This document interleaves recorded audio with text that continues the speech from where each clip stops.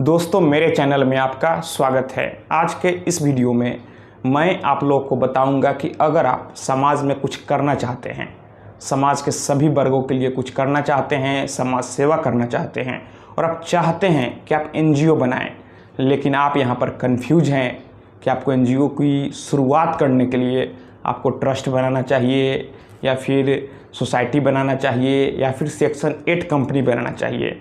अधिकतर लोग जो एनजीओ की शुरुआत करना चाहते हैं वे अक्सर कंफ्यूज में रहते हैं। उनको कन्फ्यूज़न बना रहता है कि आखिर वे ट्रस्ट शुरू करें या फिर सोसाइटी बनाएं या फिर सेक्शन 8 कंपनी बनाएं। तो मैं आज के इस वीडियो में आपको एकदम क्लियर कर दूंगा कि आपको ट्रस्ट बनाना चाहिए या फिर सोसाइटी या फिर सेक्शन 8 कंपनी। बस आप इस वीडियो में अंत तक बने रहें। दोस्तों, अगर आपके अंदर जज्बा है कि आप समाज के लिए कुछ करें तो आप यहाँ पर ट्रस्ट भी बना सकते हैं, सोसाइटी भी, सेक्शन 8 कंपनी भी। लेकिन यहाँ पर यह सवाल उठता है कि तीनों में क्या लिमिटेशन है, क्या समानता है, क्या असमानता है, क्या डिफरेंस है और कौन सा तीनों में शुरू करना सही रहेगा। जो ट्रस्ट का रजिस्ट्रेशन होता है वह इंडियन ट्रस्ट एक्ट 1882 में रजिस्ट्रेशन होता है। ट्रस्ट को शुरू करने के लिए कम से कम 2 लोगों का होना जरूरी होता है, एक ट्रस्टी और दूसरा सेटलर। ट्रस्ट बनाने के लिए सबसे पहले ट्रस्ट डीड बनाना होता है। आपके जो ट्रस्ट का जो मोटो है, आप ट्रस्ट बनाकर करना क्या चाहते हैं, आपके ट्रस्ट का क्या कॉन्स्टिट्यूशन है, आप ट्रस्ट बनाकर कैसे काम करेंगे, आपके ट्रस्ट का क्या संविधान है, यह सारी बात ट्रस्ट डीड पर मेंशन की हुई होती है। और आपके एरिया का जो भी रजिस्ट्री ऑफिस होता है, आप यूँ समझ लीजिए कि आपके ज़मीन का जहाँ पर रजिस्ट्री होता है वहाँ पर जाकर उस ट्रस्ट डीड को रजिस्टर कराना होता है। और जब वहाँ पर रजिस्ट्रार के समक्ष ट्रस्ट डीड का रजिस्ट्रेशन हो जाता है, उसके बाद आप उसके आधार पर, उस डीड के आधार पर ट्रस्ट के लिए पैन कार्ड के लिए अप्लाई कर सकते हैं। और जब पैन कार्ड बनकर आ जाता है तो फिर आप बैंक में करेंट अकाउंट ट्रस्ट के नाम से खुलवा सकते हैं। वहीं सोसाइटी बनाने के लिए कम से कम 7 लोगों का होना अनिवार्य है। 7 लोगों का आई कार्ड, जैसे कि आधार कार्ड, पैन कार्ड, ये सभी चीज़ वहाँ पर देने होते हैं, तभी जाकर सोसाइटी बनता है। Registrar of firm and society के डिप्टी रजिस्ट्रार के समक्ष आपको अपने सोसाइटी का रजिस्ट्रेशन करवाना होता है। सोसाइटी का अपना बायलॉज होता है। वहीं जो सेक्शन 8 कंपनी होता है वह एमसीए के अंतर्गत रजिस्टर होता है। आपको सेक्शन 8 कंपनी बनाने के लिए डीएससी यानी डिजिटल सिग्नेचर बनाना होता है। सभी डायरेक्टर का डी नंबर बनता है। जो सेक्शन 8 कंपनी होता है वह पूरा उसका जो प्रोसेस होता है वह ऑनलाइन होता है। आपको किसी भी रजिस्ट्रार के समक्ष नहीं जाना होता है, किसी विटनेस को लेकर नहीं जाना होता है। अगर आप ट्रस्ट बनाते हैं तो रजिस्ट्री ऑफिस में आपको विटनेस को लेकर जाना होता है। लेकिन अगर आप सेक्शन 8 कंपनी बनाते हैं तो वह पूरा प्रोसेस ऑन द टेबल होता है।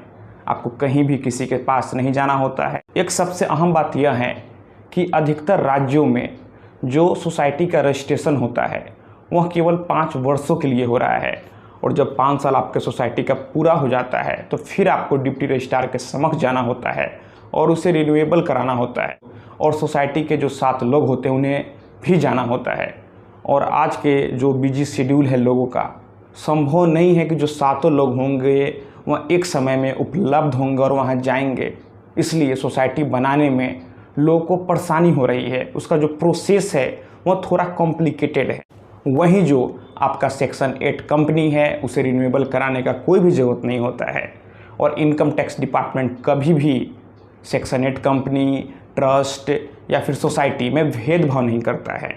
इनकम टैक्स के अंदर तीनों का सेम महत्व है। एक बात और कि आप अगर ट्रस्ट का जो डीड बनाते हैं वह किसी एडवोकेट से बनवाएं, क्योंकि अगर आप सही से हर चीज़ को ड्राफ्ट नहीं करवाएंगे, आपके ट्रस्ट का क्या ऑब्जेक्टिव है, आप ट्रस्ट बनाकर क्या काम करना चाहते हैं, अगर क्लियर मेंशन नहीं होगा तो जब आप एटीजी और 2LA का रजिस्ट्रेशन लेते हैं तो उसे इनकम टैक्स डिपार्टमेंट आपके एप्लीकेशन को रिजेक्ट भी कर सकता है। इसलिए ज़रूरी है कि आप किसी एक्सपर्ट से ही अपने डीड को ड्राफ्ट करवाएं।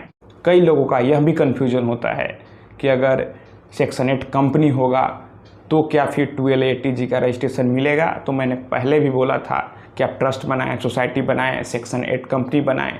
इनकम टैक्स डिपार्टमेंट किसी के साथ भेदभाव नहीं करता है। आप आसानी से 12A और ATG का रजिस्ट्रेशन ले सकते हैं। बस आपका जो मोटो है, जो आपका ऑब्जेक्टिव है NGO बनाकर काम करने का, वह क्लियर होना चाहिए।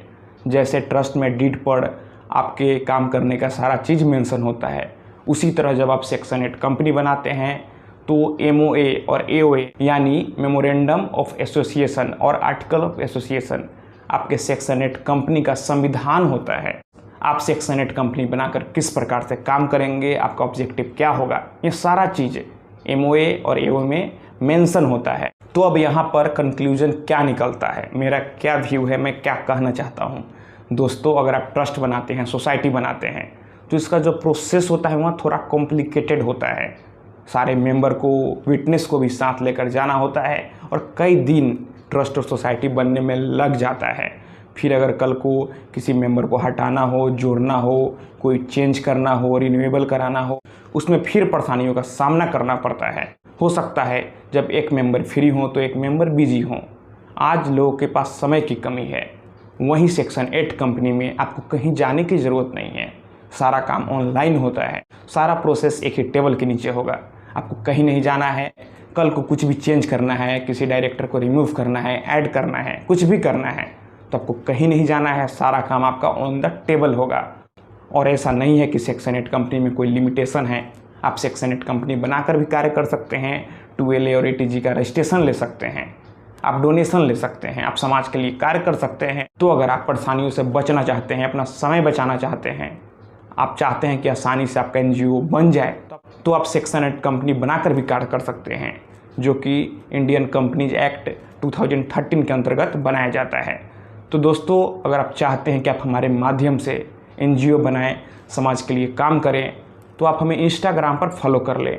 मेरा इंस्टाग्राम पर यूज़र नेम है प्रीतेश1584, तो आप हमें वहाँ पर फॉलो कर लें। और अगर आप हमसे सीधे फ़ोन पर बात करना चाहते हैं तो फिर आप हमें इंस्टाग्राम के माध्यम से ही वहाँ पर बात करके ही अपॉइंटमेंट ले लें।